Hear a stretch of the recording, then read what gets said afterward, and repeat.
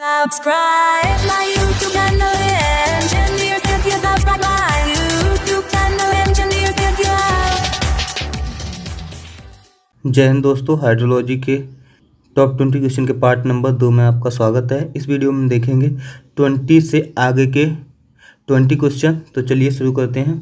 21 question कह रहा है rate of evapotranspiration from the water surface increase if.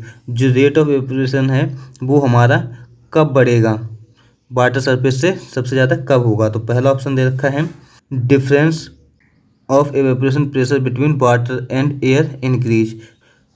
तो जब हमारा वेपर प्रेशर है वाटर और एयर के बीच में जो है वो बढ़ता है तब होगा। दूसरा ऑप्शन दे रखा है velocity is wind is decrease. तो ये तो ऑप्शन जो है वो गलत हो जाएगा। एंड तीसरा दे रखा है concentration of soluble solid in water is decrease. तो जब हमारे सोल्यूबल सॉलिड हैं वो पानी में कम हो जाएं तो ये भी हमारा सही हो जाएगा। पहला और जो तीसरा ऑप्शन है वो सही है। तो इसका जो ऑप्शन है वो बी करेक्ट आंसर हो जाएगा। पहला और तीसरा जो है वो सही है। यानी कि जो एवेपोरेशन है वो सबसे ज़्यादा कब होगा, वो होगा जब प्रेशर डिफरेंस जो है वाटर और एयर के बीच में ज़्यादा होगा और जब सॉल्यूबल सॉलिड जो है वो पानी में कम होंगे।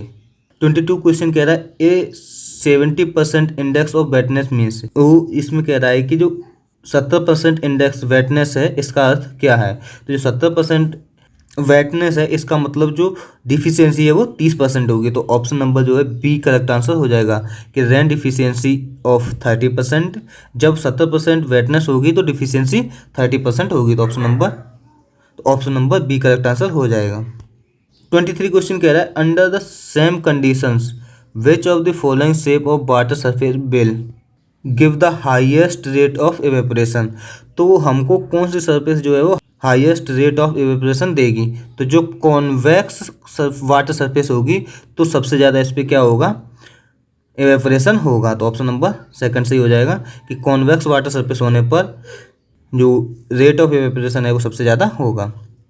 24 क्वेश्चन कह रहा है अजम्पशन दे रखा है हमको to estimate the rainfall over a catchment the number of rain gauge required per unit area large for hilly area.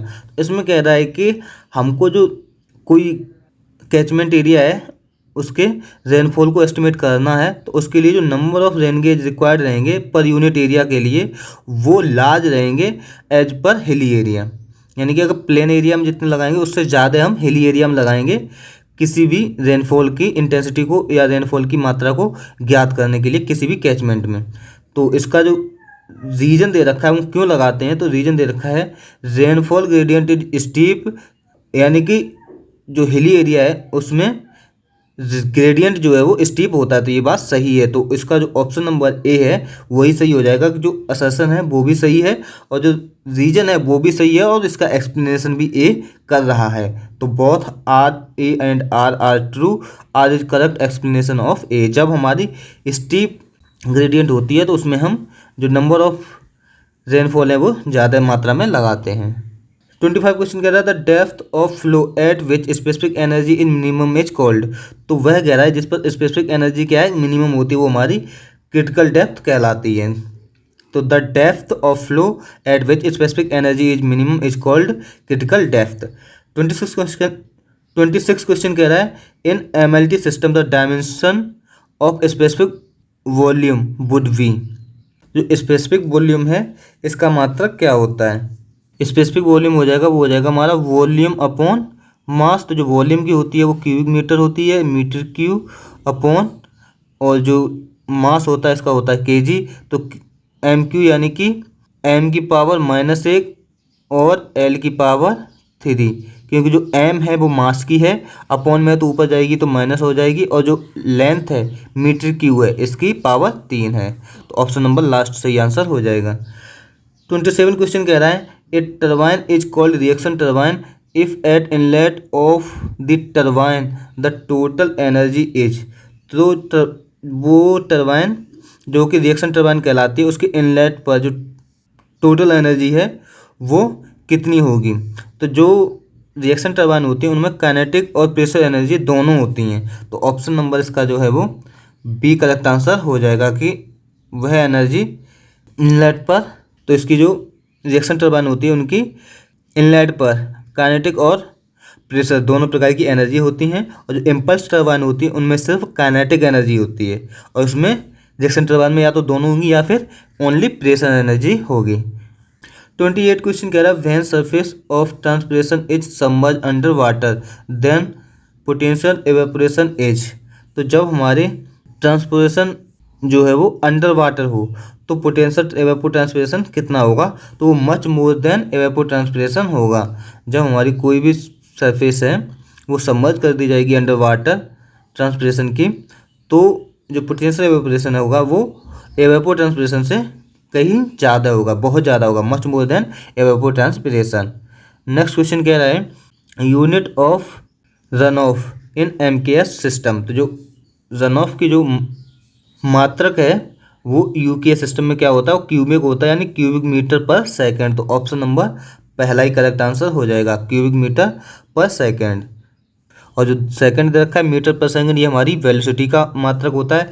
Cubic metre जो है वो हमारा वॉल्यूम का मात्रक होता है, स्क्वायर मीटर जो है वो एरिया का मात्रक होता है। 30 क्वेश्चन कह रहा था रन ऑफ इंक्रीज विद। तो रन ऑफ कब बढ़ेगा, increase in intensity of rain, यानी कि अगर रेन की जो इंटेंसिटी बढ़ेगी तो रन ऑफ भी बढ़ेगा। तो पहला ही ऑप्शन सही हो जाएगा। दूसरा ऑप्शन दे रखा है इंक्रीज इन इनफिल्ट्रेशन कैपेसिटी।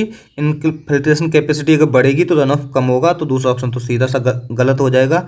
तीसरा हो जाएगा increase in permeability of soil. अगर परमेबिलिटी ऑफ सॉइल बढ़ेगी तो भी हमारा जो रन ऑफ है वो कम होगा, तो ऑप्शन नंबर पहला सही हो जाएगा।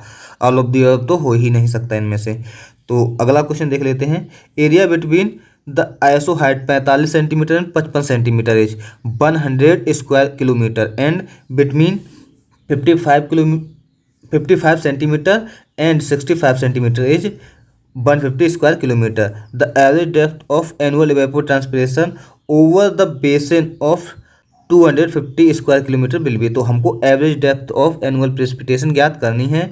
तो इसमें हमको ये पी नॉट होता है, पी नॉट दे रखा है हमको कितना 45, और P1 कितना दे रखा है 55, और A1 दे रखा है उसका मान दे रखा है 100 स्क्वायर मीटर एंड, तो P1 तो हो ही जाएगा 55, और जो P2 है उसका मान 65 दे रखा है, और A2 का मान जो है वो 150 दे रखा है।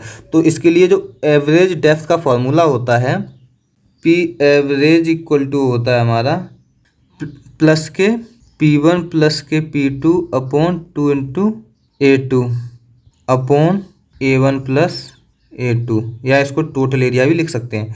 तो P1 का मान हमको दे रखा है 45 प्लस P2 का मान दे रखा है 55 अपॉन 2 इंटू एरिया दे रखा है A1 का मान 100 प्लस के P1 का मान 55 प्लस P2 का मान 65 अपॉन 2 इंटू A2 का मान 150 होल अपॉन 100 प्लस 150। तो जब हम इसको सॉल्व करेंगे तो ये आ जाएगा हमारा कितना, ये हो जाएगा यहाँ पे 500 प्लस के 900 भागे 250, 1400 250, बिंदी से एक बिंदी कैंसिल, 56 सेंटीमीटर। इसका आंसर हमारा 56 सेंटीमीटर आ जाएगा।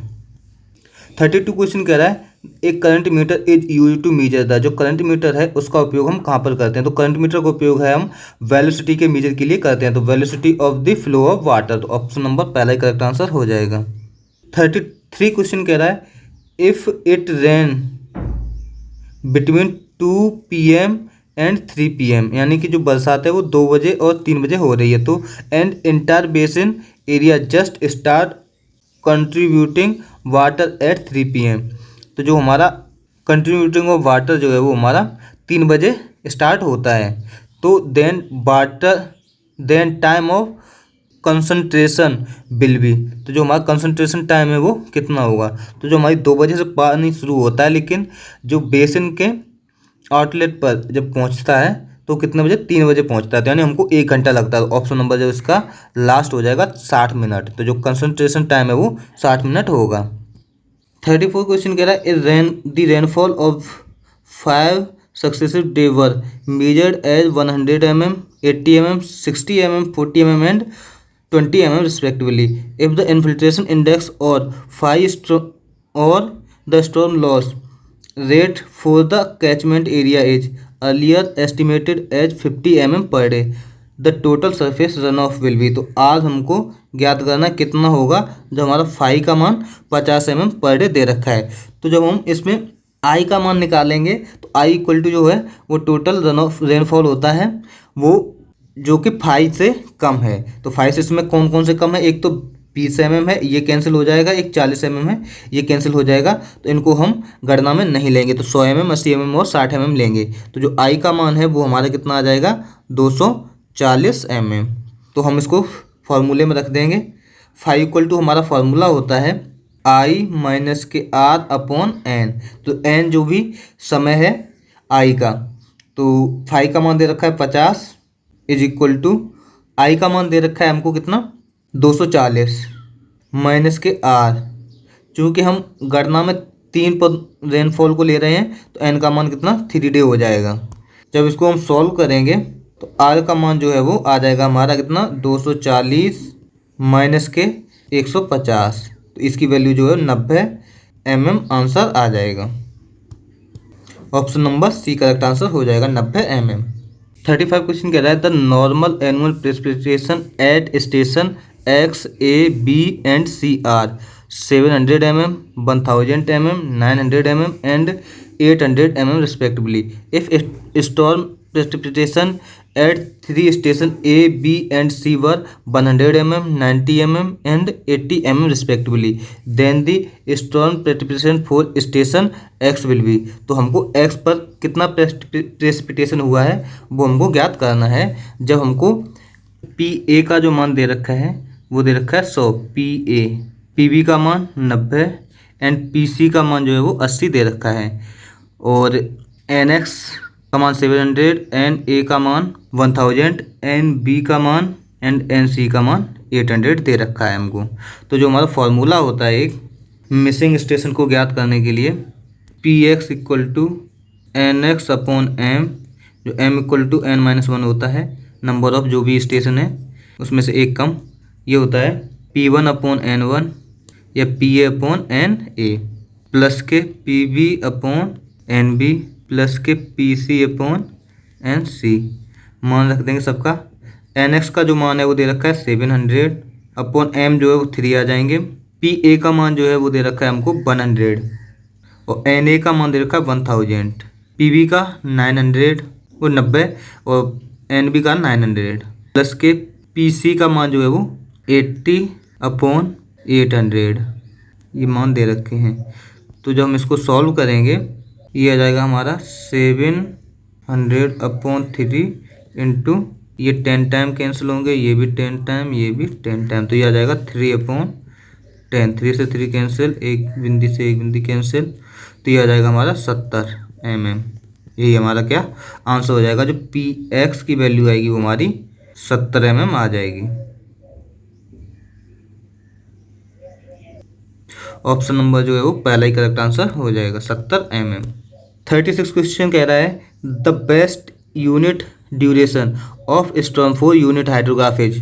तो यूनिट हाइड्रोग्राफ के लिए जो बेस्ट ड्यूरेशन होती है स्टॉर्म की वो कितनी होती है, वो हमारी 1/4 ऑफ द लैग होती है। 1/4 ऑफ द लैग के बराबर होती है ड्यूरेशन ऑफ स्टॉर्म। 37 क्वेश्चन कह रहा है the unit hydrograph due to storm may be obtained by dividing the ordinates of the direct run off hydrograph by. जो यूनिट हाइड्रोग्राफ है स्टॉर्म के कारण किसको डिवाइड करके हमको डायरेक्ट रन ऑफ हाइड्रोग्राफ प्राप्त हो सकता है, वो हमारा डायरेक्ट रन ऑफ वॉल्यूम को। तो ऑप्शन नंबर पहला एक करेक्ट आंसर हो जाएगा direct run off volume.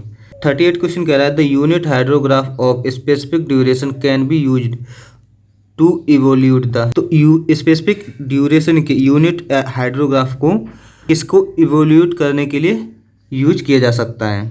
Hydrograph of storm of, तो वो एनी ड्यूरेशन, किसी भी ड्यूरेशन के लिए हम यूनिट हाइड्रोग्राफ को यूज कर सकते हैं। तो option number last correct answer हो जाएगा।